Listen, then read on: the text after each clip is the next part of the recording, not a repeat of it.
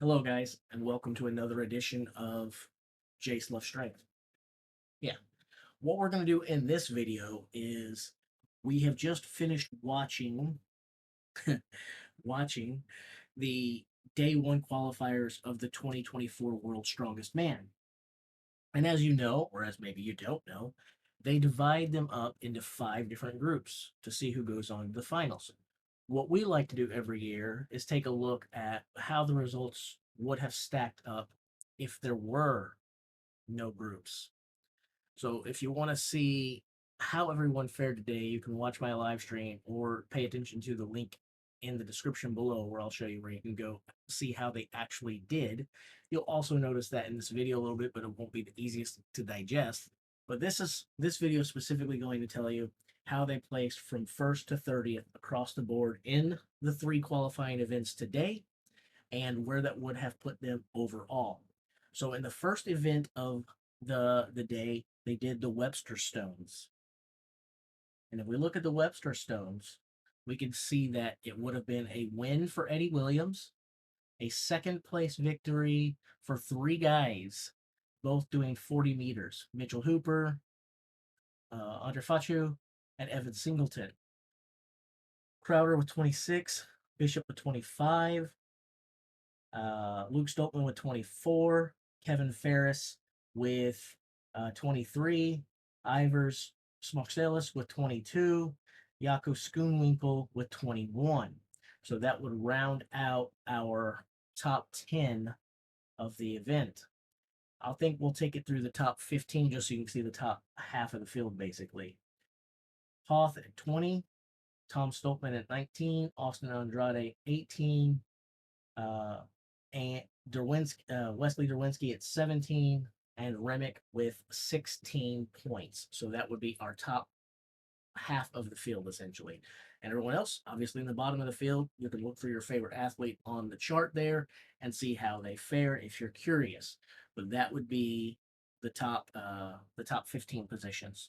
Again, everyone else is listed there. You can see how your guy did. So after we rolled over that, what we did is we left the Webster Stones behind and decided to take a look at the deadlift ladder. Here's how the gentleman fared in the deadlift ladder. This time it was a win for Bishop.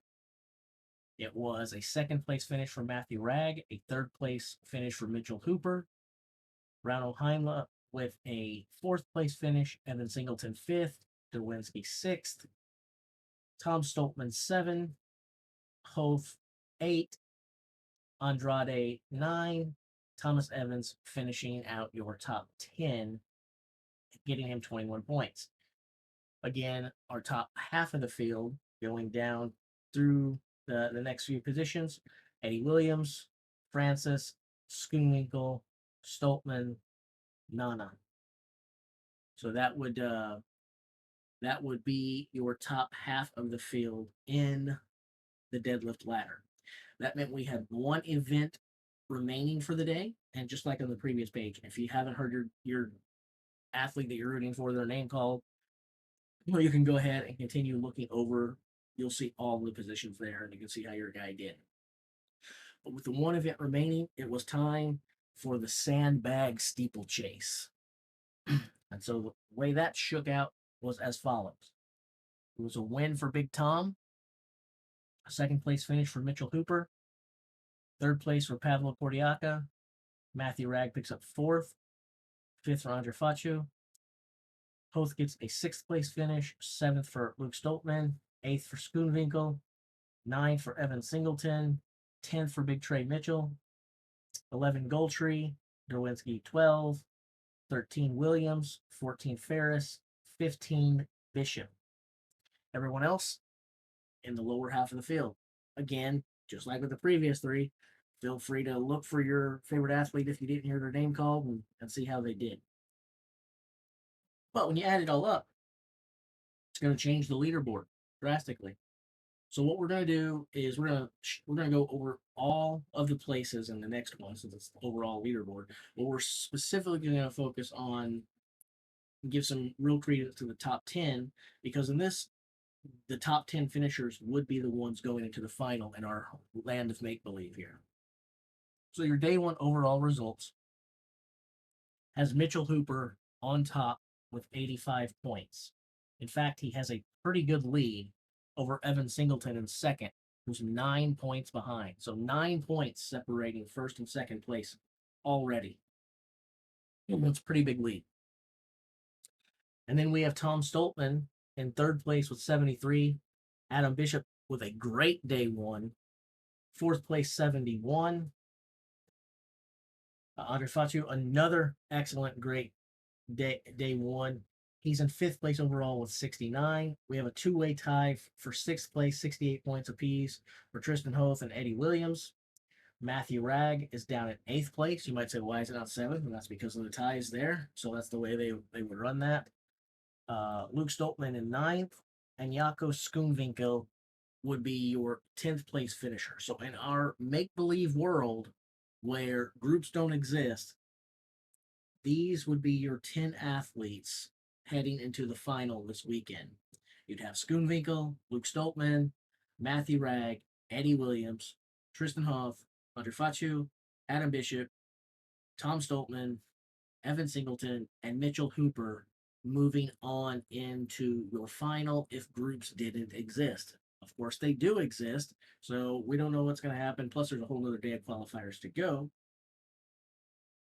But let's also take a look at everyone else is doing.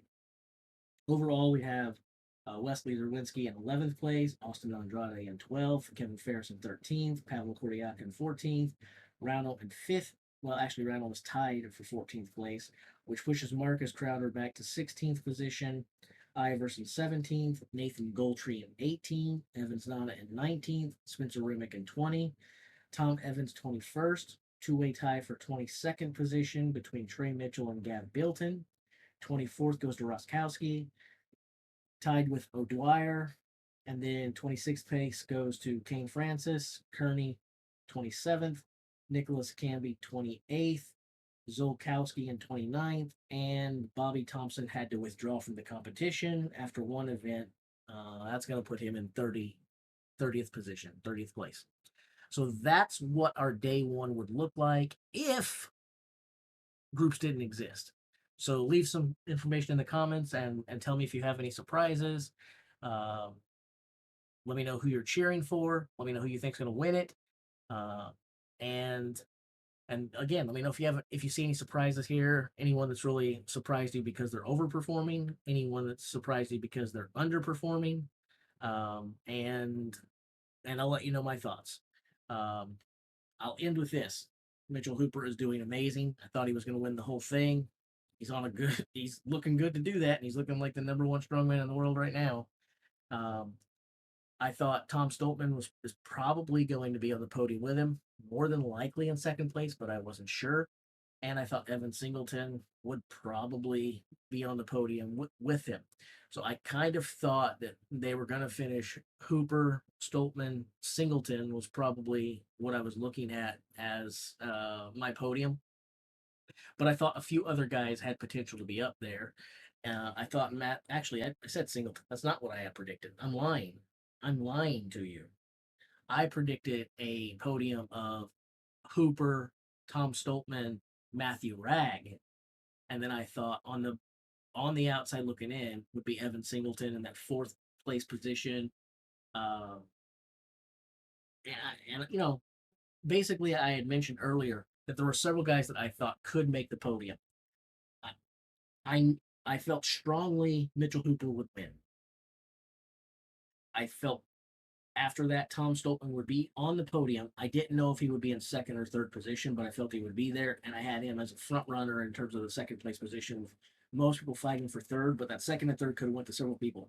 My personal thing was, my personal picks were basically Mitchell Hooper, Tom Stoltman, Matthew Ragg, Stoltman and Ragg in any kind of order. I wasn't exactly sure.